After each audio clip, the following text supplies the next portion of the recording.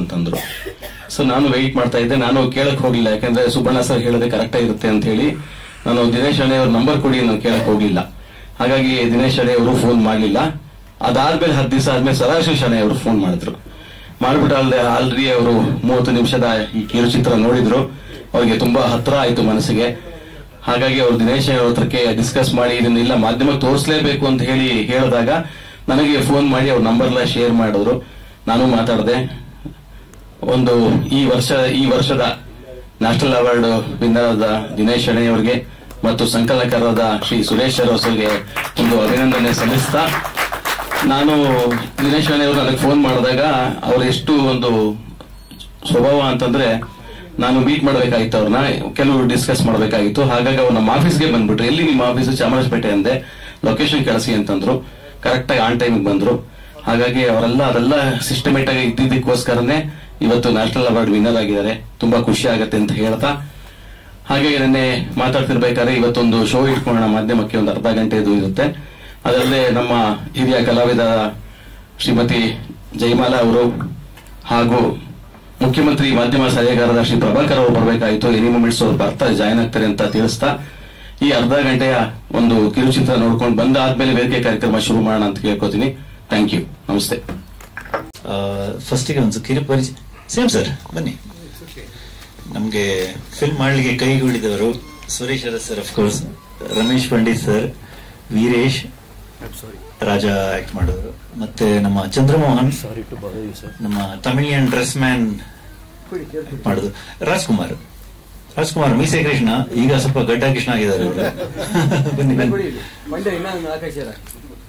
ಸಾಕು.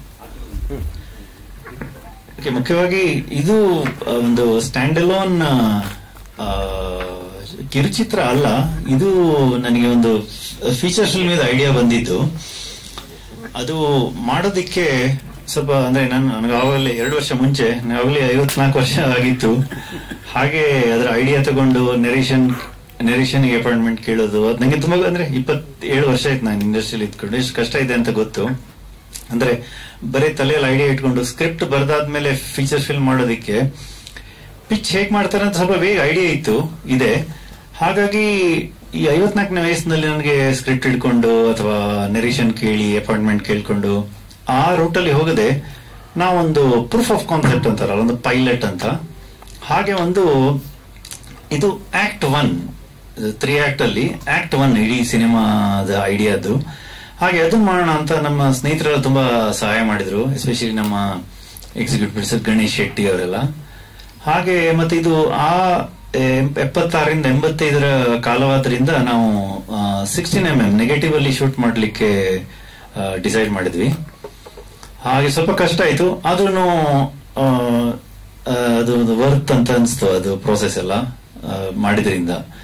ಯಾಕಂದ್ರೆ ಎಷ್ಟರವರೆಗೆ ಅಂದ್ರೆ, ಒಂದು ಪ್ರೈವೇಟ್ ಸ್ಕ್ರೀನಿಂಗ್ ಅಲ್ಲಿ ಬಾಂಬೆನಲ್ಲಿ ಒಬ್ಬರು ಎಡಿಟರ್ ಕೇಳಿದ್ರು, ಇದು ಯಾವಾಗ ಶೂಟ್ ಮಾಡಿದ್ರು ಅಂತ. ನಾ ಹೇಳ್ದೆ, ಸುಮ್ನೆ 35 ವರ್ಷ ಮುಂಚೆ ಯಾರೋ ಮಾಡಿದ್ರು, ನಾವು ಸುಮ್ನೆ ಎಡಿಟ್ ಮಾಡಿದ್ವಿ ಅಂತ. ಹಾಗೆ ಅಂದ್ರೆ ಆ ಕಾಲಘಟ್ಟಕ್ಕೆ ಕರ್ಕೊಂಡು ಹೋಗ್ಲಿಕ್ಕೆ ಏನೇನ್ ಮಾಡಕ್ಕಾಗತ್ತೆ ಎಲ್ಲ ಮಾಡಿದ್ವಿ ನಾವು. ಕಾಸ್ಟ್ಯೂಮ್ ಇರ್ಲಿ, ಆರ್ಟ್ ಡೈರೆಕ್ಷನ್ ಇರ್ಲಿ. ನಮ್ಮ ಶಶಿಧರ್ ಅಡಪ್ಪ ಸರ್ ಅನ್ಫಾರ್ಚುನೇಟ್ಲಿ ಅವರು ಮಂಗಳೂರಲ್ಲಿ ಇದ್ದಾರೆ, ಹಾಗೆ ಬರ್ಲಿಕ್ಕಾಗ್ಲಿಲ್ಲ. ಅವರು ಅಂದ್ರೆ ಎಲ್ಲರೂ ಕೈಗೊಡಿಸಿದ್ರು. ನನ್ನ ತಲೆಯಲ್ಲಿ ಬಂದ ಐಡಿಯಾದಾದ್ರೂ ನನ್ನ ಒಂದು 25 ವರ್ಷದ ಅನುಭವನೆಲ್ಲ ಅದ್ರಲ್ಲಿ ಹಾಕಿದೆ ನಾನು. ಮತ್ತೆ ಆ ಜರ್ನಿಯಲ್ಲಿ ಸಿಕ್ಕಿದ ಫ್ರೆಂಡ್ಸ್ ಎಲ್ಲ ತುಂಬಾ ಸಹಾಯ ಮಾಡಿದ್ರು. ಅದರಿಂದಾಗಿ ಇದು ಮಾಡಕ್ಕೆ ಸುಲಭ ಆಯ್ತು. ಹಾಗೆ ಅದು ಮಾಡ್ತಾ ಇರುವಾಗ ಸ್ವಲ್ಪ ನಾವು ಫೋಕಸ್ ಗ್ರೂಪ್ ಸ್ಕ್ರೀನಿಂಗ್ ಮಾಡ್ತಾ ಇದ್ವಿ. ಆಗ ಒಬ್ಬ ಡೈರೆಕ್ಟರ್ ದಯಾಲ್ ಪದ್ಮನ ಅವರು ಸಜೆಸ್ಟ್ ಮಾಡಿದ್ರು, ಇಂಡಿಯನ್ ಪನೋರಮಕ್ಕೆ ಯಾಕೆ ಸೆಲೆಕ್ಟ್ ಇದು ಎಂಟ್ರಿ ಕಳ್ಸಲ್ಲ ಅಂತ. ಇಲ್ಲ ಸರ್, ನಾವು ಮಾಡಿದ ಪರ್ಪಸ್ ಬೇರೆ. ಇದನ್ನ ಫೀಚರ್ ಫಿಲ್ಮ್ ಮಾಡೋದಕ್ಕೆ ನಮ್ಮ ಟೀಮ್ ನ ಕೇಪಬಿಲಿಟಿ ಏನು ಅದನ್ನ ತೋರ್ಸೋದಕ್ಕೆ ನಾವು ಇದನ್ನ ಮಾಡಿದ್ದು. ಫೆಸ್ಟಿವಲ್ ಕಳ್ಸೋ ಅಲ್ಲ, ನೀವು ಕಳಿಸಿ ಅಂದ್ರು. ಇದು ಒಳ್ಳೆ ಒಂದು ಸ್ಟ್ಯಾಂಡ್ ಅಲೋನ್ ಶಾರ್ಟ್ ಫಿಲ್ಮ್ ತರ ಕಾಣಿಸುತ್ತೆ, ಯಾಕೆ ಕಳ್ಸಲ್ಲ ಅಂದ್ರು. ಹಾಗೆ ನಾವು ಅರ್ಜೆಂಟ್ ಅಲ್ಲಿ ಫಿನಿಶ್ ಆಗಿರ್ಲಿಲ್ಲ ಆವಾಗ್ಲೂ, ಆಗಸ್ಟ್ 2022 ನಲ್ಲಿ ನಾವು ಮತ್ತೆ ಅಲ್ಲಲ್ಲಿ ಮಾಡಿ ಒಂದು 39 ನಿಮಿಷ ಕಟ್ ಮಾಡಿ ಕಳ್ಸಿದ್ವಿ. ಅದು ಲಕ್ಕಿಲಿ ಇಂಡಿಯನ್ ಪನೋರಮಲ್ ಸೆಲೆಕ್ಟ್ ಆಯ್ತು.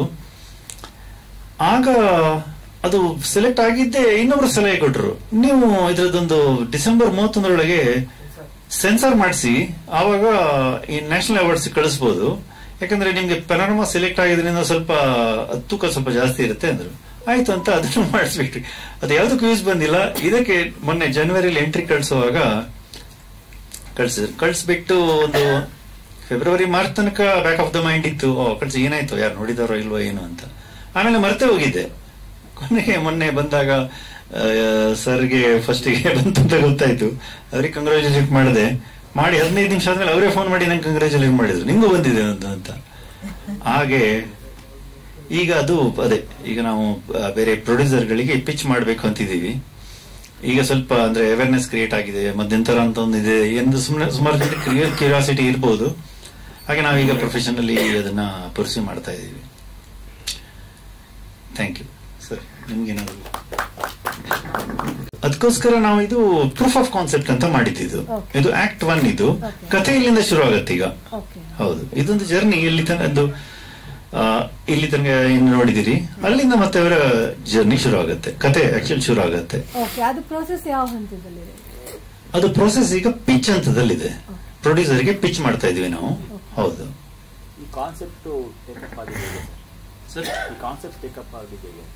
ಕಾನ್ಸೆಪ್ಟ್ ನಾನು 2020 ಕೋವಿಡ್ ಟೈಮ್ ಅಲ್ಲಿ ಯಾರಿಗೂ ಕೆಲಸ ಇರಲಿಲ್ಲ, ನನಗೂ ಕೆಲಸ ಇರಲಿಲ್ಲ. ಹಾಗೆ ನಾನು ಟೈಮ್ ಪಾಸ್ಗೆ ನನ್ನ ಹತ್ರ ತುಂಬಾ ಪುಸ್ತಕಗಳಿದು ಓದ್ತಾ ಇದ್ದೆ. ಮತ್ತೆ ಯೂಟ್ಯೂಬ್ ಚಾನೆಲ್ಗಳಲ್ಲಿ ತುಂಬಾ ಈ ಹಳೆಯ ಕಲಾವಿದರನ್ನ, ಟೆಕ್ನಿಷಿಯನ್ಸ್ ಗಳನ್ನ ಇಂಟರ್ವ್ಯೂ ಮಾಡುವಂತ ತುಂಬಾ ವೆಬ್ಸೈಟ್ ಗಳಿದಾವೆ. ಕಲಾ ಮಾಧ್ಯಮ ಇರ್ಲಿ, ಗೌರಿ ಶಕ್ಕಿ ಇರ್ಲಿ, ಹಾಗೆ ಮಾಡ್ತಾ ಇದ್ದ. ನನ್ಗೆ ತುಂಬಾ ಇಂಟ್ರೆಸ್ಟ್ ಅನ್ನಿಸ್ತು. ಯಾಕಂದ್ರೆ ಅವರು ಮಾತಾಡ್ತಿದ್ದು ನಾನು ಬಾಲ್ಯದಲ್ಲಿ ನೋಡಿದ ಚಿತ್ರಗಳದೇ ಬಗ್ಗೆ ಮಾತಾಡ್ತಾ ಇದ್ರು ಅವರು. ನನ್ಗೂ ಸ್ವಲ್ಪ ಕ್ಯೂರಿಯಾಸಿಟಿ ಚೆನ್ನಾಗಿತ್ತು. ಹಾಗೆ ಮಾಣಿಕ್ ಚಂದ್ ಅವ್ರದ್ದೊಂದು ಇಂಟರ್ವ್ಯೂ ಬರ್ತಾ ಇತ್ತು, ಗೌರಿ ಶಕ್ಕಿ ಅವರು ಮಾಡಿದ್ರು. ಆಗ ಗೌರಿ ಶಕ್ಕಿ ಅವರನ್ನು ಕೇಳಿದ್ರು, ಸರ್ ನಿಮ್ಗೆ ಈ ಸಿನಿಮಾ ಹುಚ್ಚು ಎಲ್ಲಿಂದ ಶುರು ಆಯ್ತು ಅಂತ. ಅವರು ಹೇಳಕ್ ಶುರು ಮಾಡಿದ್ರು ಅವ್ರ ಬಾಲ್ಯದ ವಿಷಯ. ನಾನು ಚಿಕ್ಕಮಗಳೂರಲ್ಲಿದ್ದೆ, ಅಲ್ಲೊಂದು ಗುರುನಾಥ ಥಿಯೇಟರ್ ಒಂದೇ ಥಿಯೇಟರ್ ಇತ್ತು. ಅಂದ್ರೆ ಅವರು ಮಿಡ್ 60s ವಿಷಯ ಮಾತಾಡ್ತಾ ಇದ್ದಾರೆ. ಅಲ್ಲಿ 50 ಪೈಸೆ ಟಿಕೆಟ್ ಇತ್ತು. ನಮ್ಮ ಹತ್ರ ಅವಾಗೆಲ್ಲ ಪಾಕೆಟ್ ಮನಿ ಕಾನ್ಸೆಪ್ಟ್ ಅಂತ ಇರಲಿಲ್ಲ. ನಾನು 25 ಪೈಸೆ, ನನ್ನ ಫ್ರೆಂಡ್ 25 ಪೈಸೆ ಖರ್ಚು ಮಾಡಿ 50 ಪೈಸೆ ಟಿಕೆಟ್ ತಗೊಂಡು ಇಂಟರ್ವಲ್ ತನಕ ಇಂಟರ್ವಲ್ ಆದ್ಮೇಲೆ ಇನ್ನೊಬ್ಬ ನೋಡ್ತಾ ಇದ್ವಿ. ಮತ್ತೆ ಎಕ್ಸ್ಚೇಂಜ್ ಮಾಡ್ಕೋತಾ ಇದ್ವಿ. ನಾನು ಹೇಳಿದೆ, ವಾಟ್ ಎನ್ ಐಡಿಯಾ. ಸೊ ಅಲ್ಲಿಂದ ನನಗೆ ಒಂದು ಯೋಚನೆ ಬಂತು, ಇದು ಐಡಿಯಾ ಬಿಡಬಾರ್ದು, ಇದು ಬಿಟ್ರೆ ನಾನು ಮತ್ತೆ ಮುಂದೆ ರಿಗ್ರೆಟ್ ಮಾಡ್ತೀನಿ, ಏನು ಮಾಡಿಲ್ಲ, ಐಡಿಯಾ ಸಿಕ್ತು ಮತ್ತೆ ಮಾಡಿಲ್ಲ ಅಂತ. ಅದಕ್ಕೆ ನಾನು ಅದನ್ನ ರಿಸರ್ಚ್ ಮಾಡಕ್ ಶುರು ಮಾಡಿದೆ. ಈ ಹುಡುಗರು ಯಾರು, ಬ್ಯಾಕ್ ಸ್ಟೋರಿ ಏನು ಅವ್ರದ್ದು, ಇಲ್ಲಿವರೆಗೂ ಬರ್ತಾರೆ, ಹಾಗೆಲ್ಲ ಬರೆಯಕ್ ಶುರು ಮಾಡಿದೆ. ಸೊ ಇಲ್ಲಿ ಬಂದು ತಲುಪಿದೆ ಅದು.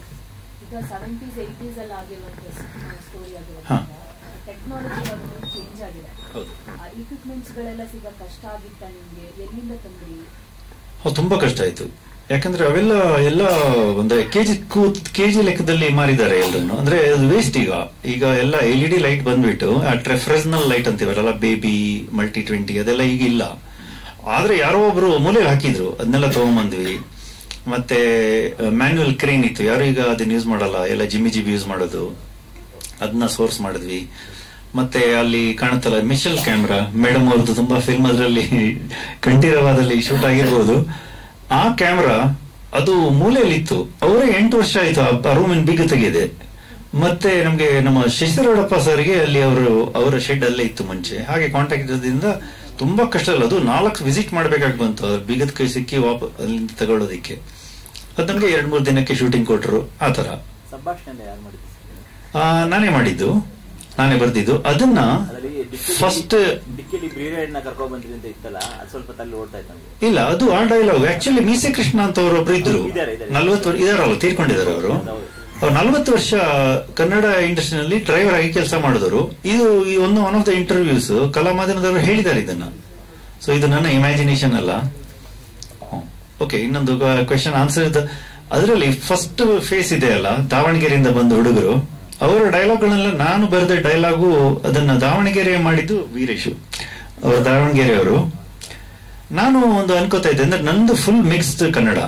ನಮ್ಮ ತಂದೆ ಟ್ರಾನ್ಸ್ಫರಬಲ್ ಜಾಬ್ ಆಗಿದ್ರಿಂದ ನಾವು ರಾಯಬಾಗದಿಂದ ಬಂಟ್ವಾಳ, ಶಿವಮೊಗ್ಗ, ಚಿಕ್ಕಮಗಳೂರು, ಮತ್ತೆ ಡೆಲ್ಲಿ ನಾನಿರೋದು 27 ವರ್ಷದಿಂದ. ಮತ್ತೆ ನನ್ನ ಕನ್ನಡ ಎಲ್ಲ ನಾನು ಫಿಲ್ಮ್ ಅಲ್ಲಿ ನೋಡಿದ್ದು ಅಥವಾ ಕತೆ ಪುಸ್ತಕದಲ್ಲಿ ಓದಿದ್ದು, ಆ ಕನ್ನಡ ಮಿಕ್ಸ್ ಆಗಿಬಿಟ್ಟಿದ್ದು. ಹಾಗೆ ನನಗೂ ಅದು ಸಮಾಧಾನ ಇರಲಿಲ್ಲ, ಯಾವ್ದಾದ್ರು ಒಂದು ಕನ್ನಡ ಬೇಕು ಅಂತ.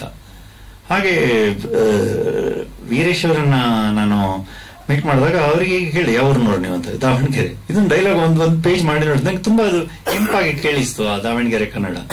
ಹಾಗೆ ಅವರಿಗೆ ನಾನು ಕೊಟ್ಟಿದ್ದನ್ನ ಕಂಪ್ಲೀಟ್ ದಾವಣಗೆರೆ ಮಾಡ್ಬಿಡಿ ಅಂದೆ.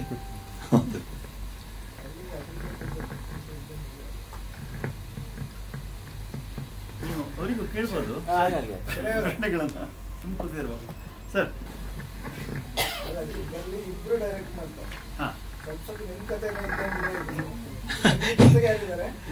ಸರ್ ಯಾರಿಲ್ಲ ಇಲ್ಲ ಇಲ್ಲ ಸರ್, ನಿಂದಲ್ಲ. ನಾನು ಡೈರೆಕ್ಷನ್ ಮಾಡಿದ್ದು ಫಸ್ಟ್ ಟೈಮ್ ಲೈಫ್ ಅಲ್ಲಿ. ನಾನು ಪ್ರೊಡಕ್ಷನ್ ಮಾಡ್ತಾ ಇದ್ದೆ.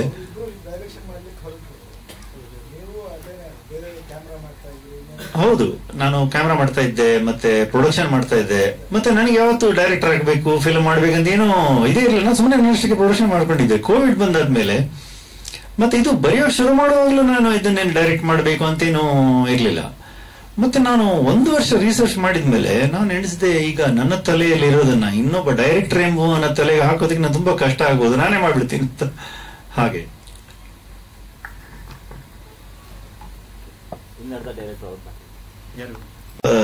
ಮಿತ್ರರಿಗೆ ಒಂದು ನನ್ನ ರಿಕ್ವೆಸ್ಟ್, ರಿವ್ಯೂ ಅಥವಾ ಏನು ಬರೆಯುವಾಗ ಪ್ಲಾಟ್ ಪಾಯಿಂಟ್ಸ್ ಅಂತ ದಯವಿಟ್ಟು ಮೆನ್ಷನ್ ಮಾಡಬೇಡಿ. ಯಾಕಂದ್ರೆ ಇದು ಇನ್ನೂ ಮುಂದೆ ಹೋಗ್ಲಿಕ್ಕಿದೆ ಕತೆ.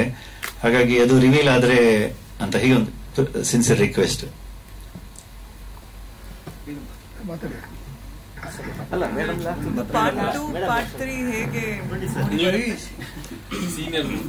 ಸರ್ ಪಾರ್ಟ್ 2 ಪಾರ್ಟ್ 3 ಹೇಗೆ ಮೂಡಿ ಬರುತ್ತೆ, ಚೆನ್ನಾಗಿ ಮೂಡಿ ಬರುತ್ತೆ ಅಂತ ಹೇಳ್ಬೋದು. ಅದು ಅಂದ್ರೆ ಈಗ ಹೇಗೆ ಹೇಳ್ಬೇಕು, ಜನರೇಷನ್ ಮುಂದೆ ಬರುತ್ತಾ ಇಲ್ಲ ಅದರಲ್ಲೇ ಇನ್ನು ಆಕ್ಟ್ 2 ಅಂಡ್ ಆಕ್ಟ್ 3 ಅಲ್ಲಿ ಒಂದು 4 ವರ್ಷದ ಕತೆ ಇದೆ.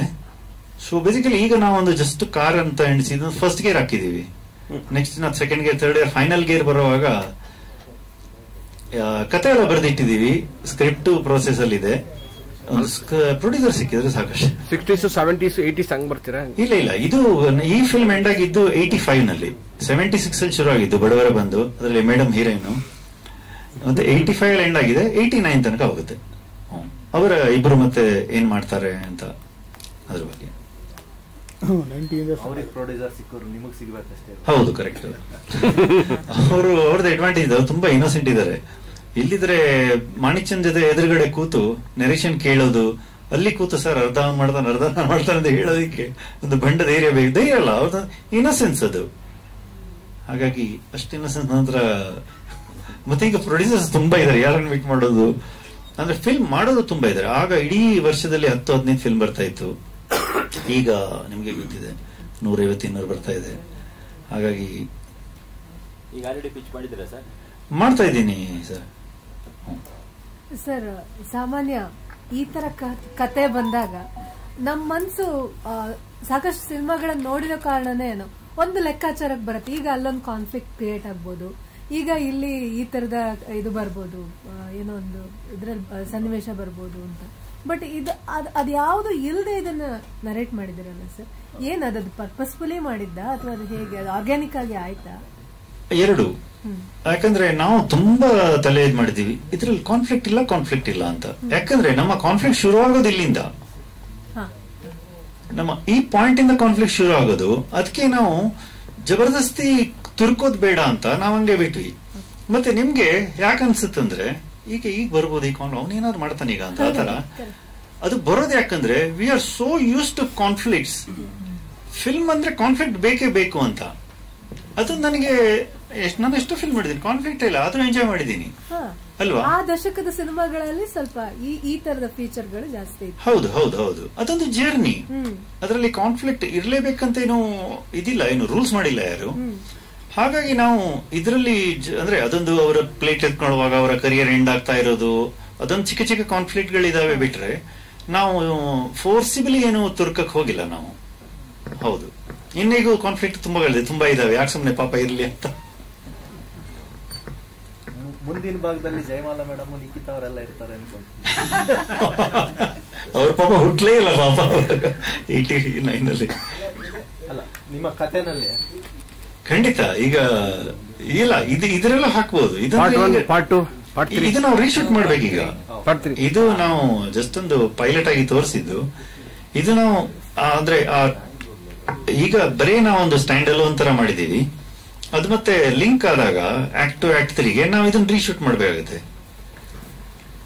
ಓಕೆ, ನಿಮ್ಗೆ ಎಷ್ಟು ಜನರಿಗೆ ಗೊತ್ತಿರೋ ಅಂತ ಗೊತ್ತಿಲ್ಲ, ಇದನ್ನ ನಾವು ನೆಗೆಟಿವ್ ಅಲ್ಲಿ ಶೂಟ್ ಮಾಡಿದ್ವಿ.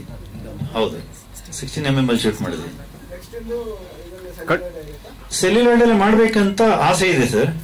ಆದ್ರೆ ಅದೇ ಅಂದ್ರೆ ಅದು ಫೈನಲಿ ಪ್ರೊಡ್ಯೂಸರ್ ಗಳ ಜೊತೆ ಕೂತಾಗ ಸರ್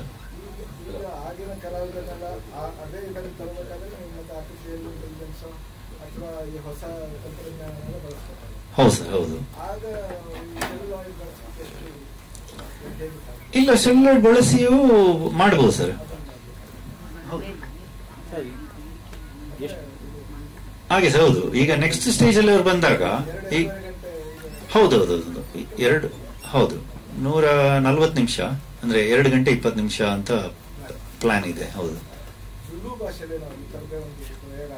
ಜುಲು.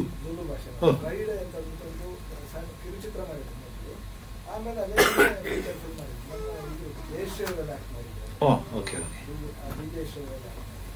ಹೌದು ಸರ್, ಈ ತರ ಎಕ್ಸ್ಪೆರಿಮೆಂಟ್ ತುಂಬಾ ಆಗಿದೆ. ವಿಪ್ ಫ್ಲಾಶ್ ಅಂತ ಒಂದು ಹಾಲಿವುಡ್ ಫಿಲ್ಮ್ ಇದೆ ಅಲ್ಲ, ಅವನು ಕೂಡ ಡೈರೆಕ್ಟರ್ ಫಸ್ಟ್ಗೆ ಒಂದು 15 ನಿಮಿಷದ ಮಾಡಿ ಅದನ್ನು ಮತ್ತೆ ಪ್ರೊಡ್ಯೂಸರಿಗೆ ಪಿಚ್ ಮಾಡಿ ಆಮೇಲೆ ಅವರಿಗೆ ಇಷ್ಟ ಆಗಿ ಮಾಡಿದ್ರು ವಿಪ್ ಫ್ಲಾಶ್.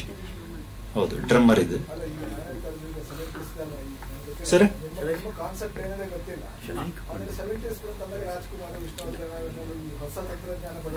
ಬರ್ಲೇಬೇಕು ಸರ್, ಹೌದೌದು, ಖಂಡಿತ. ಯಾಕಂದ್ರೆ ಈಗ ಇವರು 85ರಲ್ಲಿ ಇದ್ದಾರೆ, ಆಗ ಆಗ್ತಿದ್ದಿದ್ದೇ ಒಂದು 10-15-20 ಸಿನಿಮಾ, ಮತ್ತೆ ಸ್ವಲ್ಪ ಜಾಸ್ತಿ ಇರಬಹುದು. ಆದ್ರೆ ಇವರು ಅಂತ ದಿಗ್ಗಜರನ್ನು ಮೀಟ್ ಮಾಡದೆ ಇರೋದಕ್ಕೆ ಸಾಧ್ಯನೇ ಇಲ್ಲ. ಸೊ ಹಾಗಾಗಿ ಅದನ್ನು ಅವ್ರನ್ನ ಹಾಕ್ಲೇಬೇಕಾಗುತ್ತೆ. ಅದು ನಾವು ವರ್ಕೌಟ್ ಮಾಡ್ತಾ ಇದ್ದೀವಿ ಹೇಗೆ.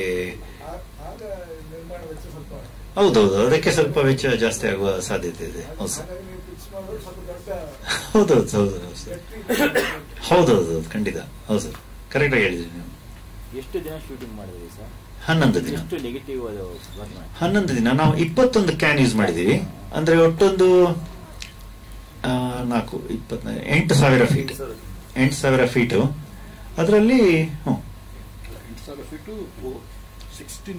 16mm ಅಲ್ಲಿ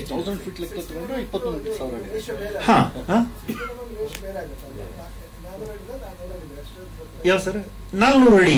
ಅದರಲ್ಲಿ ಒಂದು 10.5 ನಿಮಿಷ ತೆಗಿಬಹುದು.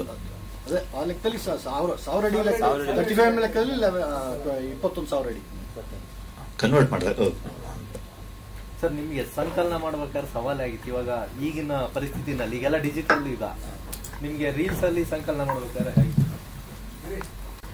ಮುಖ್ಯಮಂತ್ರಿಗಳ ಮಾಧ್ಯಮ ಸಲಹೆಗಾರರಾದ ಶ್ರೀ ಪ್ರಭಾಕರ್ ಅವರಿಗೆ ಸ್ವಾಗತ ಕೋರ್ತಾ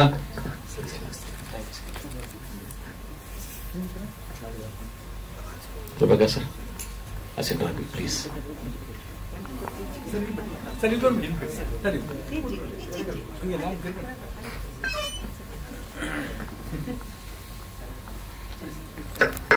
ಮಾಧ್ಯಮದವರ ಪ್ರೋತ್ಸಾಹ ಮತ್ತೆ ಅವರು ಕೊಟ್ಟಂತ ಎಚ್ಚರಿಕೆಗಳು ಮತ್ತೆ ಶಬಾಷ್ಗಿರಿಗಳು ಬೆನ್ನು ತಟ್ಟಿ ಚಪ್ಪರಿಸಿತ್ತು. ಹಲವು ಹಿರಿಯರು ಇಲ್ಲ ಈಗ. ಅದರಲ್ಲಿ ಕೆಲವರು ಸುಬ್ರಾಯ್ ಸಾರು, ನಾರಾಯಣ ಮೂರ್ತಿಯವರು, ಅಶ್ವಥ್ ನಾರಾಯಣ ಅವರು, ಹಾಗೆ ಎಲ್ಲರೂ ಸಹೋದರ ಅನ್ಕೊಂಡು ಮಗ ಅನ್ಕೊಂಡು ನನ್ನನ್ನು ಸಾಕಿದ್ದೀರ. 29 ವರ್ಷ ಆದಮೇಲೆ ಇಲ್ಲಿ ಇನ್ನೂ ಇದೀವಿ ಅನ್ನೋದಕ್ಕೆ ನಿಮ್ಮ ಪ್ರೋತ್ಸಾಹ ತುಂಬ ಜಾಸ್ತಿ ಇದೆ. ಇದನ್ನು ನೀವು ನಾನು ಬಂದಾಗ್ಲಿಂದನೂ ನಾನು ಅಬ್ಸರ್ವ್ ಮಾಡ್ತಾ ಇರೋದೇನೆಂದರೆ, ಯಾವುದೇ ಒಂದು ಹೊಸ ಕೆಲಸ ಆದಾಗ ಮಾಧ್ಯಮದವರು ನಮ್ಮ ಬೆನ್ನು ತಟ್ಟಿದ್ದೀರ, ಸಿನಿಮಾದವ್ರನ್ನ ಬೆನ್ನು ತಟ್ಟಿದ್ದೀರ, ತಪ್ಪು ಮಾಡಿದಾಗ ತಿದ್ದಿದ್ದೀರ. ಅದಕ್ಕೆ ನಿಮ್ಮೆಲ್ರಿಗೂ ನಾನು ಸಿನಿಮಾ ಎಲ್ಲರ ಪರವಾಗಿ ನಿಮಗೆ ಕೃತಜ್ಞತೆ ಸಲ್ಲಿಸೋಕ್ಕೆ ಇಷ್ಟಪಡ್ತೀನಿ. Thank you. ಆಮೇಲೆ ನಿಮ್ಮ ಕ್ವಶನ್ಗೆ ಆನ್ಸರ್ ಮಾಡೋದಾದ್ರೆ, ನನಗೆ ಯಾವತ್ತೂ ಯಾವುದೂ ಸವಾಲು ಅಂತ ಅನಿಸಿಲ್ಲ. ಇದು ಅಹಂಕಾರ ಅಲ್ಲ, ಕೆಲಸಕ್ಕೆ ಮೇಲೆ ಇರೋ ನನ್ನ ನಂಬಿಕೆ ಮತ್ತೆ ಅಪಾರವಾದ ಪ್ರೀತಿ, ಕೆಲಸದ ಮೇಲೆ ಇರೋ ಪ್ರೀತಿ. ಅದರಿಂದಾಗಿ ನನಗೆ ಯಾವತ್ತೂ ಸವಾಲು ಅನಿಸಿಲ್ಲ. ಒಂದು 5 ನಿಮಿಷ ಯೋಚನೆ ಮಾಡಿದ್ರೆ ಎಲ್ಲವೂ ಸಿಗ್ತಾ ಹೋಗುತ್ತೆ. ಯೋಚನೆ ಮಾಡ್ಬೇಕಷ್ಟೇ.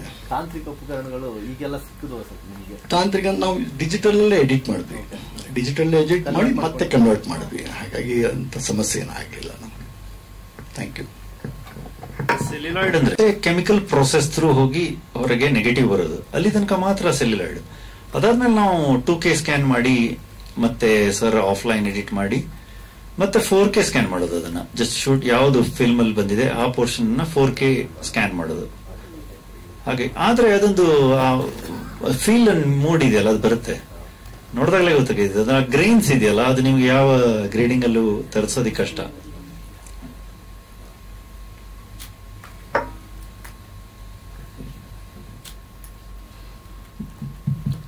ರಮೇಶ್ ಸರ್, ಬಾಕಿ ಎಲ್ಲ ಎರಡು ಮಾತಾಡ್ತು ಅಂದ್ರೆ. ನಮಸ್ಕಾರ. ದಿನೇಶ್ ಅವರು ಬಂದು ನನ್ನ ಹತ್ರ ಕತೆ ಹೇಳಿದ್ರು. ಹೇಳಿದ ತಕ್ಷಣ ಹೇಳಿದೆ, ನೀವು ಯಾವ ಪಾತ್ರ ಕೊಟ್ಟರು ಮಾಡ್ತೀನಿ, ಏನ್ ಬೇಕಾದ್ರೂ ಸಿದ್ಧ ಅಂತ. ಸೊ ಹಾಗಾಗಿ ನನಗೊಂದು ಪಾತ್ರ ಕೊಟ್ಟರು, ತುಂಬಾ ಇಷ್ಟ ಆಗಿದ್ದು. ಫಸ್ಟ್ ಅರ್ಧ ನಾನು ಡೈರೆಕ್ಟ್ ಮಾಡ್ತೀನಿ, ಸೆಕೆಂಡ್ ಅರ್ಧ ಇವನ್ ಡೈರೆಕ್ಟ್ ಮಾಡ್ತಾನೆ, ಅದು ತುಂಬಾ ಖುಷಿ ಕೊಡ್ತು. ಆಮೇಲೆ ನನ್ಗೆ ಹೇಳಿದ್ರು, ಅದಕ್ಕೆ ಮೂಲ ನೀವೇನೆ, ಥಿಯೇಟರ್ ಗೇಟ್ ಕೀಪರ್ ಅಲ್ಲಿ ನೀವೇ ಹೇಳ್ತೀರಾ, ಫಸ್ಟ್ ಸಿನಿಮಾ ಅರ್ಧ ನೀನ್ ನೋಡು, ಫಸ್ಟ್ ಸೆಕೆಂಡ್ ಹಾಫ್ ಅವ್ರು ನೋಡ್ಲಿ ಅಂತ. ತುಂಬಾ ಇಷ್ಟ ಆಯ್ತು. ಈಗ ದಿನೇಶ್ ಅವರು ಮಾತಾಡ್ತಾ ನನ್ಗೊಂದು ಮಾತು ನೆನಪಿಗೆ ಬಂತು. ಹಿಂದೆ ಯಾವ್ದಾದ್ರು ಹಿಸ್ಟ್ರಿನಲ್ಲಿ ನಾವು ಮಾತಾಡುವಾಗ before Christ, after the death of Christ ಅಂತ ಮಾತಾಡ್ಕೊತಿದ್ವಿ. ಈಗ ಬಿಫೋರ್ ಕರೋನಾ, ಆಫ್ಟರ್ ಕರೋನಾ ಅಂತ ಆಗ್ಬಿಟ್ಟಿದೆ.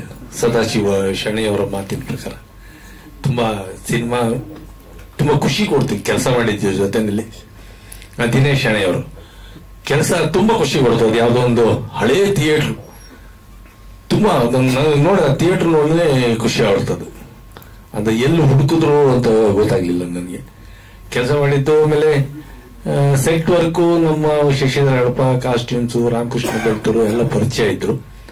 ಈ ಸಾರ್ ಜೊತೆ ಇದೆ ಮೊದಲನೇ ಸಿನಿಮಾ, ಕ್ಯಾಮ್ರಾಮನ್ ಜೊತೆನೂ ಮೊದಲನೇ ಸಿನಿಮಾ. ಬಟ್ ಕೆಲಸ ಅಂತ ನನಗೆ ತುಂಬಾ ತೃಪ್ತಿ ಕೊಟ್ಟಿದೆ. Thank you.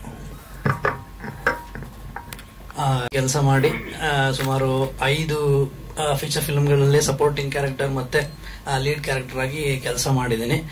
ಇನ್ನು ಇದು ಮಧ್ಯಂತರ ಸಿನಿಮಾ ನನಗೆ ಸಿಕ್ಕಿದ್ದು ಒಂದ್ ರೀತಿ ಸೆರೆಂಡಿಪಿಟಿ ಅಂತ ಹೇಳ್ಬೋದು, ಮತ್ತೆ ಅದೃಷ್ಟ ಅಂತಾನು ಹೇಳ್ಬೋದು. ಯಾಕಂದ್ರೆ ಕಷ್ಟ ಎಲ್ಲರೂ ಪಟ್ಟೆ ಪಡ್ತಾರೆ.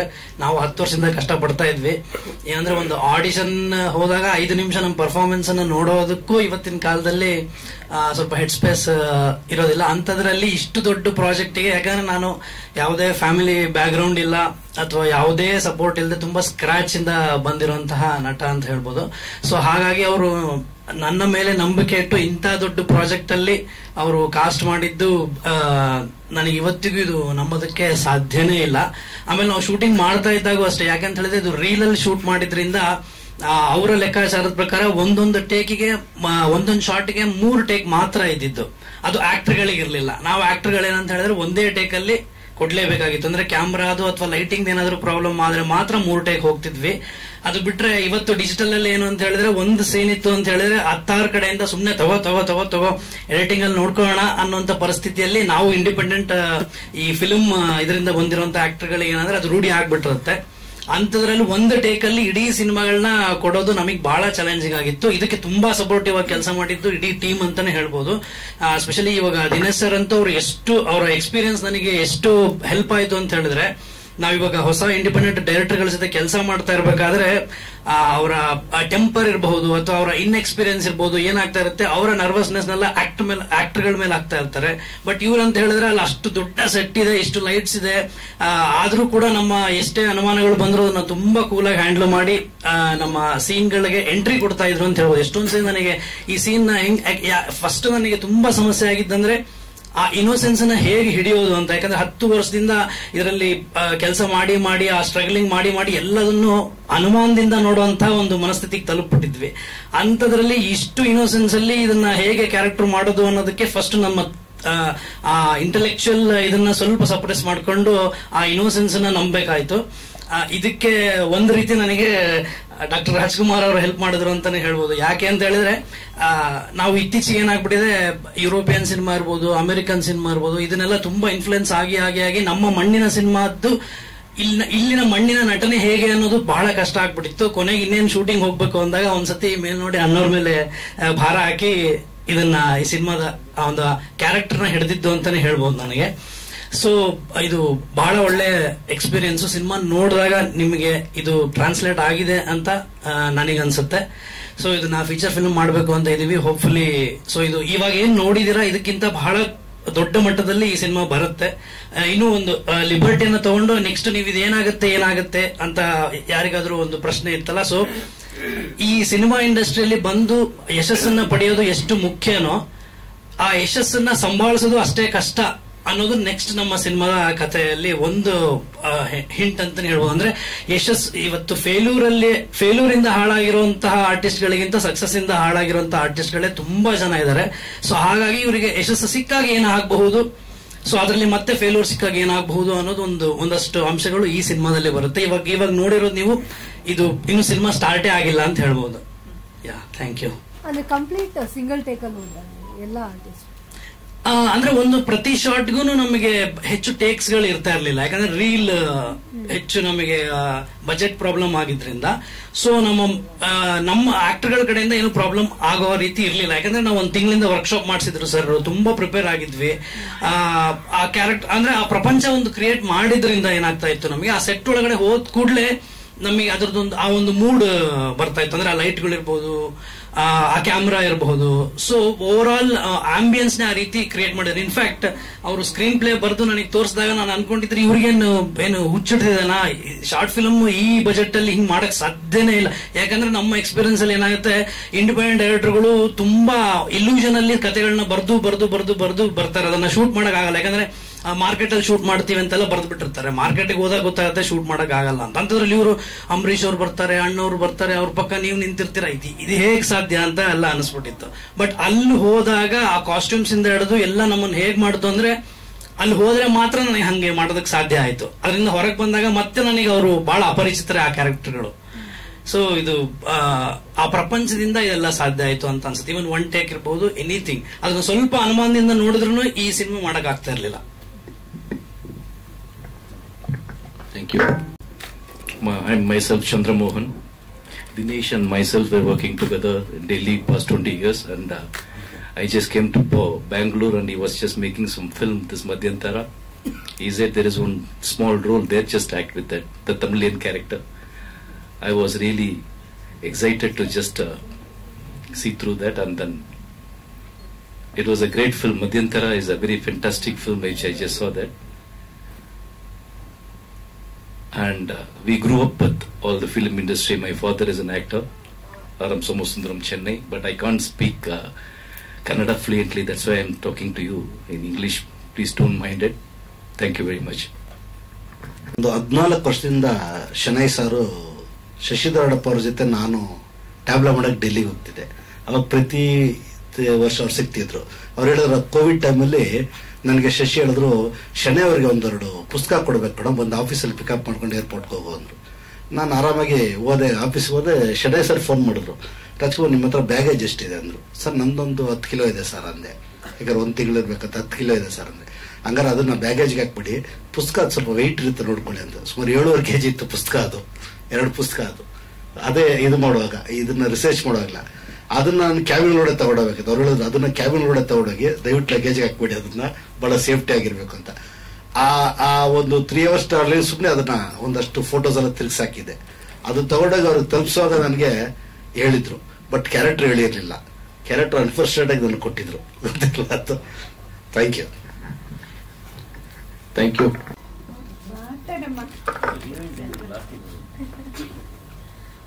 ಎಲ್ಲರಿಗೂ ನಮಸ್ಕಾರ. ನಾನು ತುಂಬಾನೇ ಚಿಕ್ಕ ಹುಡುಗಿ, ಬಿಕಾಸ್ ಎಲ್ಲರೂ ಸೀನಿಯರ್ ಇದ್ದೀರಾ ಇಲ್ಲಿ.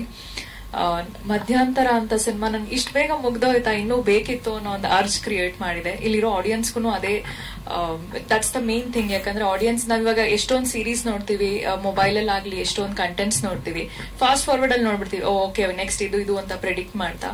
ಬಟ್ ದಿಸ್ ಮೂವಿ, ಇದನ್ನ ಶಾರ್ಟ್ ಫಿಲ್ಮ್ ಅಂತ ದಯವಿಟ್ಟು ನನಗೆ ಕರೆಯಕ್ಕೆ ಇಷ್ಟ ಇಲ್ಲ, ಬಿಕಾಸ್ ಆ ಒಂದು ಕಂಟೆಂಟ್ ಇದೆ ಈ ಸಿನಿಮಾದಲ್ಲಿ.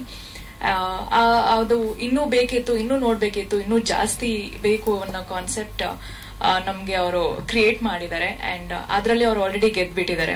ಇನ್ ಅವಾರ್ಡ್ ಬಗ್ಗೆ ಮಾತಾಡ್ಬೇಕಂದ್ರೆ they really deserve it. Because ಈ ತರ ಒಂದು ಕಾನ್ಸೆಪ್ಟ್ ಎಷ್ಟೊಂದ್ ಜನಕ್ಕೆ ಗೊತ್ತಿರೋದಿಲ್ಲ, ಇದ್ರೂ ಅದನ್ನ ಎಕ್ಸಿಕ್ಯೂಟ್ ಮಾಡೋದು ತುಂಬಾ ಕಷ್ಟ ಆಗುತ್ತೆ. ಬಿಕಾಸ್ ಅವ್ರು ಹೇಳ್ದಂಗೆ ಇದ್ರಲ್ಲಿ ಎಷ್ಟೊಂದು ಸ್ಟ್ರಗಲ್ಸ್ ಇದೆ. ಅವ್ರು ಹೇಳಿದ್ರು 16mm ಕ್ಯಾಮ್ರಾ ಆಗ್ಲಿ, ಅಥವಾ ಆ ಎಕ್ವಿಪ್ಮೆಂಟ್ಸ್ ಆಗ್ಲಿ, ಮತ್ತೆ ಕಾಸ್ಟ್ಯೂಮ್ಸ್ ಆಗ್ಲಿ, ಈ ತರ ಒಂದು ಕಂಟೆಂಟ್ ನ ಆನ್ ಸ್ಕ್ರೀನ್ ಅವರು ಕ್ರಿಯೇಟ್ ಮಾಡಿದ್ದಾರೆ. ಇದರಲ್ಲಿ ತುಂಬಾ ಸ್ಟ್ರಗಲ್ ಇದೆ. ಅಂಡ್ ಆಲ್ಸೋ ಅದನ್ನ ಪರ್ಫೆಕ್ಟ್ ಆಗಿ ಎಕ್ಸಿಕ್ಯೂಟ್ ಮಾಡಿದ್ದಾರೆ. Congratulations the entire team. You have already succeeded. ನಿಮ್ಮ ನೆಕ್ಸ್ಟ್ ಫೀಚರ್ ಫಿಲ್ಮ್ಗೆ very all the best. And yes, ಇದೇ ತರ ಕಂಟೆಂಟ್ಸ್ ಬರಲಿ ನಮ್ಮ ಕನ್ನಡದಲ್ಲಿ ಅಂತ ನಾನು ಕೇಳ್ಕೊಳ್ತೀನಿ. Thank you. Thank you madam. ಅತ್ಯಂತ ಸರಳ ಸಜ್ಜನರು, ಆತ್ಮೀಯರು ಆದಂತಹ ಪ್ರಭಾಕರ್ ಅವರೇ, ಈ ಮಧ್ಯಂತರ ಚಿತ್ರದ ಜೀವಾಳ ಆಗಿರ್ತಕ್ಕಂಥ ದಿನೇಶ್ ಶೆಣೈರವರೇ, ಎಲ್ಲ ಪ್ರಶಸ್ತಿ ವಿಜೇತರೇ, ವೇದಿಕೆಯಲ್ಲಿರ್ತಕ್ಕಂಥ ಎಲ್ಲರಿಗೂ ಹೃತ್ಪೂರ್ವಕವಾದಂಥ ಒಂದು ಅಭಿನಂದನೆಯನ್ನ ತಿಳಿಸ್ತಾ, ವೇದಿಕೆಯ ಮುಂದೆ ನಮ್ಮನ್ನು ಬೆಳೆಸಿರ್ತಕ್ಕಂಥ ಮಾಧ್ಯಮದ ಎಲ್ಲ ಮಿತ್ರರಿಗೂ, ಈ ಸಿನಿಮಾವನ್ನು ನೋಡಿರ್ತಕ್ಕಂಥ ಪ್ರತಿಯೊಬ್ಬರಿಗೂ ನಮಸ್ಕಾರ. ನಾನು ಅಲ್ಲಿ ಕೂತು ಇಲ್ಲಿ ಬರುವಾಗ ಮೇಡಮ್ ನನ್ನ ಕಣ್ಮುಂದೆ ಇದ್ದಾರೆ, ಇಲ್ಲೇ ಇದ್ದಾರೆ. ಅವರಿಬ್ರು ಒಂದು ಮಾತು ಹೇಳಿದ್ರು, ಎಲ್ಲ ಸಿನಿಮಾ ಇಷ್ಟೇ ಅರ್ಧ ಗಂಟೆಗೆ ಮುಗ್ದೋಗ್ಬಿಟ್ರೆ ಎಷ್ಟು ಚೆನ್ನಾಗಿರುತ್ತೆ, ಈ ಪಿಕ್ಚರು ಪ್ರಾರಂಭ ಆಗಿದ್ದು ಗೊತ್ತಾಗಿಲ್ಲ, ಮುಗ್ದಿದ್ದು ಗೊತ್ತಾಗಿಲ್ಲ ಅಂತ ಹೇಳಿದ್ರು. ನಿಜ, ಸಿನಿಮಾ ಅಷ್ಟು ಟೈಟ್ ಆಗಿ ಸಿನಿಮಾವನ್ನ ತೆಗೆದುಕೊಂಡು ಹೋಗ್ತಾರೆ. ಶೆಣೈರವರಿಗೆ ಯಾವ ರೀತಿಯಲ್ಲಿ ಅಭಿನಂದಿಸಬೇಕು ಅಂತ ಗೊತ್ತಾಗ್ತಿಲ್ಲ ಸರ್. 70ರ ದಶಕದಿಂದ 85ರ ಅರ್ಧ ವರ್ಷಕ್ಕೆ ಬಂದ್ವಿ, ಎಲ್ಲ ಒಂದೂವರೆ ಅರ್ಧ ಟಿಕೆಟ್ ಹರಿದಂಗೆನೆ ನೀವು ಸಿನಿಮಾನು ಅರ್ಧವಾಗಿ ನೀವು ಅದನ್ನ ಒಂದೂವರೆ ದಶಕದ ಕಾಲಘಟ್ಟವನ್ನ ನೀವು ಹಿಡಿದುಕೊಟ್ಟಿರೋದಿದೆ ಅಲ್ಲ. ನನಗೆ ಈ ಸಿನಿಮಾ ನೋಡ್ತಿರ್ಬೇಕಾದ್ರೆ ಒಂದು ನೆನಪಿಗೆ ಬಂದಿದ್ದೇನಂದ್ರೆ, ನಂಗೆ ಥಟ್ಟಂತ ಕರಳು ಹಿಂಡಿದಂಗಾಗಿತ್ತು. ಯಾರು ಹಸಿವೆಯಿಂದ ಇರ್ತಾರೋ, ಹಸಿವೆಯನ್ನ ಮತ್ತು ಪ್ಯಾಷನ್ ಸಿನಿಮಾ ಕುರಿತಂತೆ ಆ ಒಂದು ಕುತೂಹಲ, ಆಸಕ್ತಿ, ಅಲ್ಲಿ ಬೆಳಿಬೇಕು, ನಾನು ಅಲ್ಲೇ ನಿಲ್ಬೇಕು ಅನ್ನೋಂತ ಹಠವನ್ನ ಯಾರು ಹೊತ್ಕೊಂಡಿರ್ತಾರೋ ಅವ್ರ ಕೊನೆಗೆ ದೇವಸ್ಥಾನದ ಬಾಗ್ಲಲ್ಲಿ ಬಂದು ಅವ್ರು ಕೊಟ್ಟಿರ್ತಕ್ಕಂಥ ಆ ಸಾಲಲ್ಲಿ ಕೂತ್ಕೋತಾರಲ್ಲ. ನಾವು ಈ ವಿಚಾರವನ್ನ ಸಹ ನಾವು ಹಿಂದಿನ ನಮ್ಮ ರಾಜ್ಕುಮಾರ್ ಅವರು ಮಾತಾಡೋದನ್ನ, GVI ಅವರಿರ್ಬೋದು, ಗುಗ್ಗು ಅವರಿರ್ಬೋದು, ಅವತ್ತಿನ ಕಾಲ ಇವತ್ತಿಗೂ ನಮ್ಗೆ ಹರಿಣಿಯವರು, ಅವ್ರ ತಂದೆ, ಅವ್ರ ಅಣ್ಣಂದ್ರ ಮೇಲೆ ಗೌರವ ಯಾಕೆ ಜಾಸ್ತಿ ಆಗುತ್ತೆ ಅಂದ್ರೆ, ಅನೇಕ ಕಲಾವಿದರಿಗೆ ಅನ್ನ ಹಾಕದಂತವ್ರು. ಹಸಿವೆ ಏನು ಅಂತ ಇಲ್ಲಿಂದ ಬೆಂಗಳೂರಿಗೆ, ಚೆನ್ನೈಗೆ ಹೋದಾಗ ಅಲ್ಲಿ ಕಲಾವಿದರು, ಟೆಕ್ನಿಷಿಯನ್ಸ್ ಸರ್, ಎಸ್ಪೆಷಲಿ ಡೈರೆಕ್ಟರ್ಗಳು, ಅಸಿಸ್ಟೆಂಟ್ ಡೈರೆಕ್ಟರ್ ಆಗ್ಬೇಕು ಅಂತ ಹೋದವರು, ಅಲ್ಲಿ ಬೇಡುವಂತ ಸ್ಥಿತಿ ಬಂದಿತ್ತಲ್ಲ, ಅದನ್ನ ನೀವು ಅತ್ಯಂತ ಬಹಳ ಚೆನ್ನಾಗಿ ಕಟ್ಕೊಟ್ಟಿದ್ದೀರಾ. ಅದ್ ನೋಡಿದಾಗ ನಮ್ಗೆ, ನಾವು ಚೆನ್ನೈನಲ್ಲಿದ್ದಾಗ ನಾವು ಎಲ್ಲ ಕಷ್ಟಪಟ್ಟೆ ಮುಂದೆ ಬಂದಿರ್ತಕ್ಕಂಥವ್ರು, ಉದ್ಯಮವನ್ನ ಕಂಡವರು, ಅದು ಬಹಳ ಖುಷಿ ಆಯ್ತು. ಮತ್ತೆ ಸಿನಿಮಾ ಕುತೂಹಲ ನೀವು 85ರವರೆಗೂ ನಾವು ಇಂಡಸ್ಟ್ರಿನಲ್ಲಿ ನಾಯಕಿಯಾಗಿ ನಡೆಸಿರೋದು 86ರವರೆಗೂ, 73ರಿಂದ 86ವರೆಗಿನ ಯಾತ್ರೆ ಇದೆ ನೋಡಿ. ಅದನ್ನ ನೋಡಿದಾಗ ನನಗೆ ಕೂತಾಗ ಅವೆಲ್ಲವೂ ಕೂಡ ಟಿಕೆಟ್ ಅವರು ಬಹಳ ಸೊಗಸಾಗಿ ಅಭಿನಯಿಸಿದ್ದಾರೆ. ಥಿಯೇಟರ್ ಟಿಕೆಟ್ ಕೊಡೋರು ರಮೇಶ್ ಅವರು ಎಷ್ಟು ಚೆನ್ನಾಗಿ ಮಾಡಿದ್ದಾರೆ ಅಂತಂದ್ರೆ, ಅದರಲ್ಲೇ ಒಂದು ಸಣ್ಣ ದೌಲತ್ತಿನ ಜೊತೆಯಲ್ಲಿ ಒಂದು ಕನಿಕರ, ಅಂದ್ರೆ ಮಾನವೀಯತೆ ಎಲ್ಲಿ ನಿಂತಿದೆ ಅನ್ನೋದನ್ನ ತೋರಿಸುವಂತದ್ದು ಅವತ್ತು ಉಳಿದಿತ್ತು.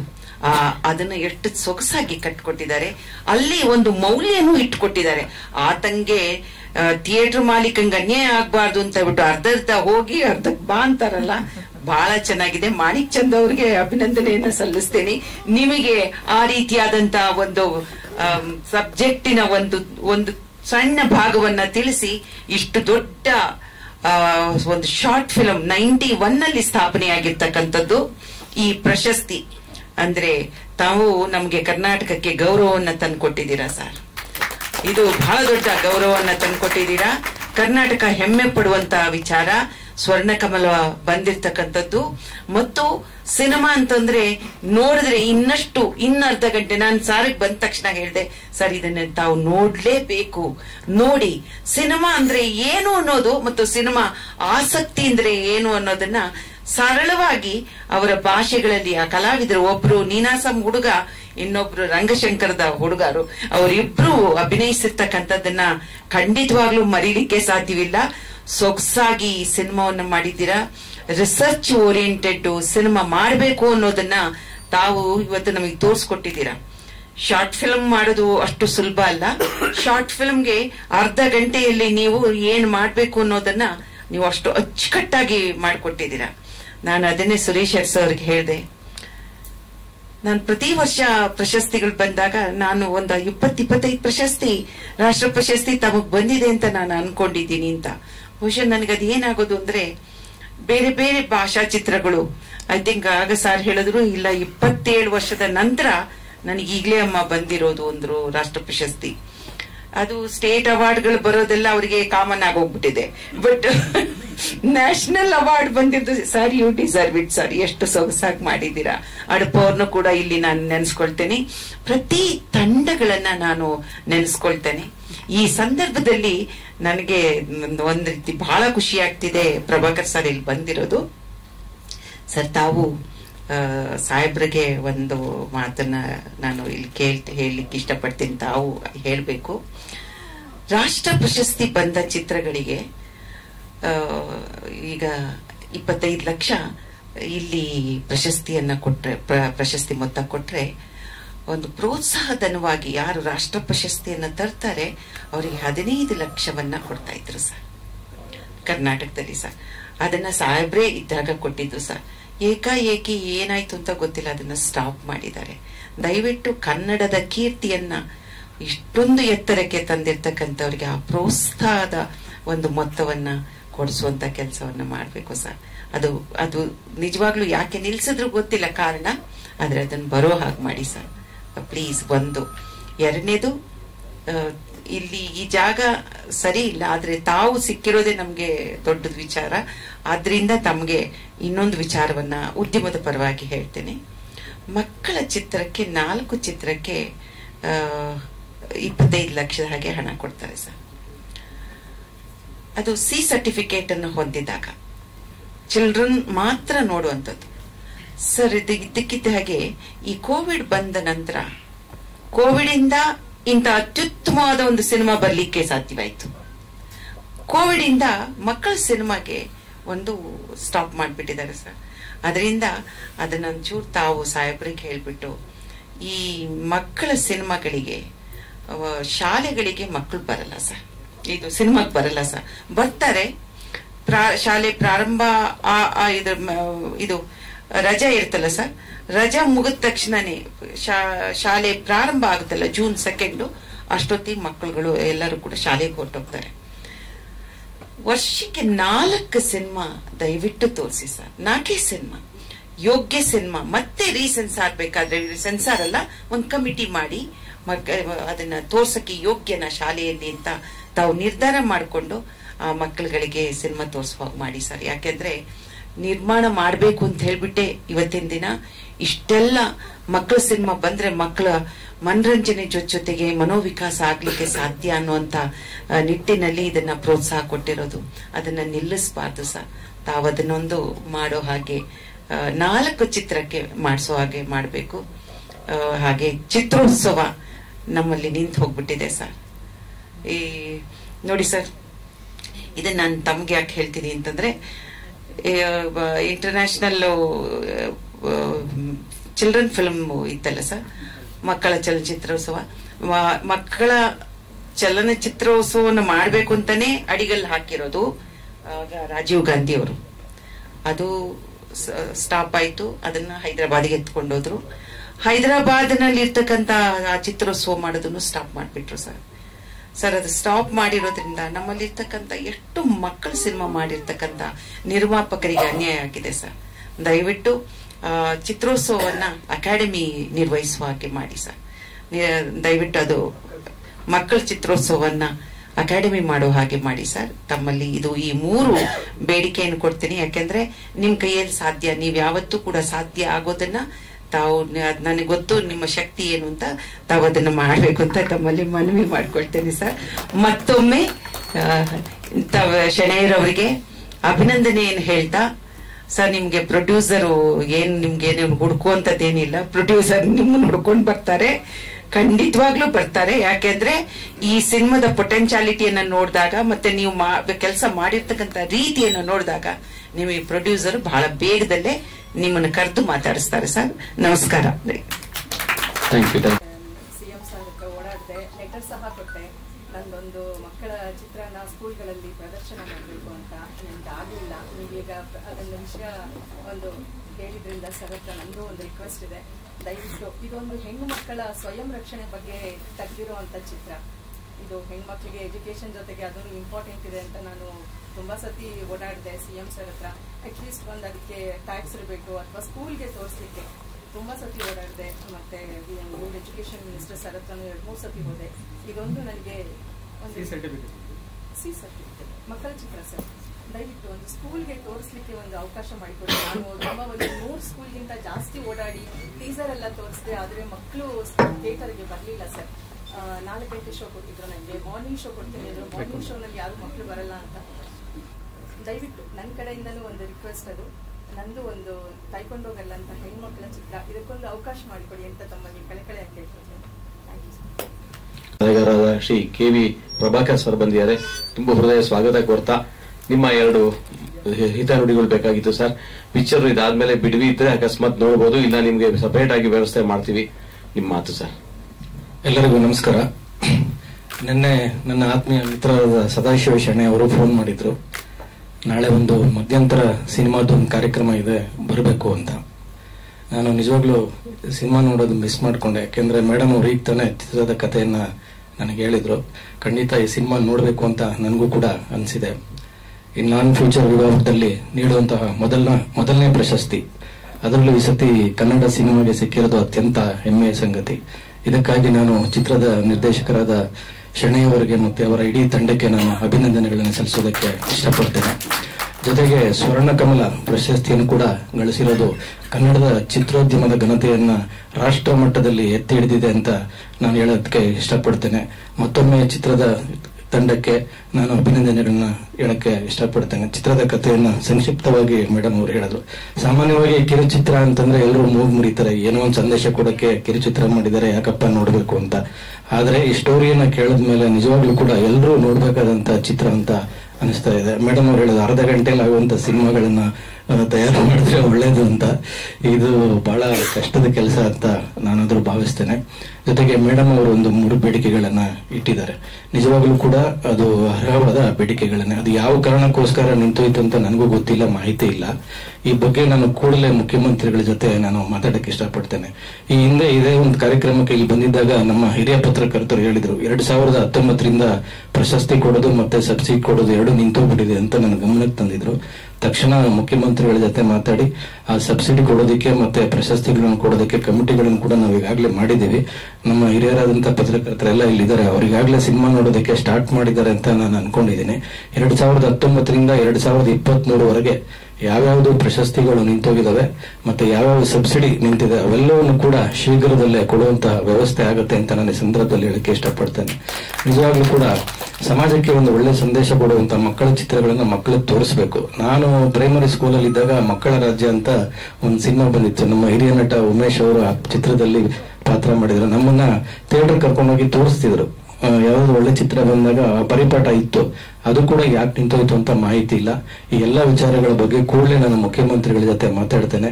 ಜೊತೆಗೆ ಸ್ಥಗಿತಗೊಂಡಿರುವಂತಹ ಕಾರ್ಯಕ್ರಮಗಳು ಮತ್ತೆ ಪ್ರಶಸ್ತಿ ವಿಚಾರದಲ್ಲಿ ನಗದು ಕೊಡುವಂತ ವಿಷಯ ಕೂಡ ಮೇಡಮ್ ಅವರು ಹೇಳಿದ್ದಾರೆ. ಅದನ್ನ ಮತ್ತೆ ಪುನರಾರಂಭ ಮಾಡೋದಕ್ಕೆ ನನ್ನ ಕೈಲಾದಂತಹ ಪ್ರಾಮಾಣಿಕವಾದಂತಹ ಪ್ರಯತ್ನವನ್ನು ನಾನು ಮಾಡ್ತೀನಿ ಅಂತ ಹೇಳಿ ಇಡೀ ಚಿತ್ರತಂಡಕ್ಕೆ ನಾನು ಮತ್ತೊಮ್ಮೆ ಅಭಿನಂದಿಸಿ ನಾನು ಮಾತಾಡೋದನ್ನು ಮುಗಿಸ್ತೇನೆ. ನಮಸ್ಕಾರ.